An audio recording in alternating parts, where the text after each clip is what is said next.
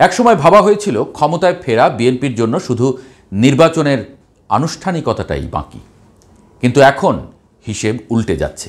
তারেক রহমানের দল হালকা হাওয়া পেলেও এবার আর এতটা নিশ্চিত থাকতে পারছে না।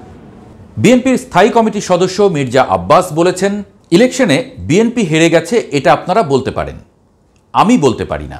যে ঢাকা বিশ্ববিদ্যালয়ে জামায়াতে ইসলামীর এত ভোট কোত্থেকে আসলো আমার তো হিসাবে মেলে না। আমি বলতে চাই না যে কারচুপি হয়েছে, আমি শুধু বলি দেশে একটা গভীর ষড়যন্ত্রের আভাস পাচ্ছি আমি।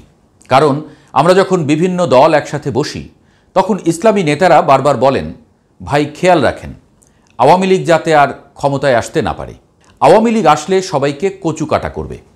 আমরা সেভাবেই চললাম, আর তলে তলে আওয়ামী লীগের সঙ্গে আঁতাত করে ছাত্রলীগের ভোট জামায়াত নিয়ে নিল।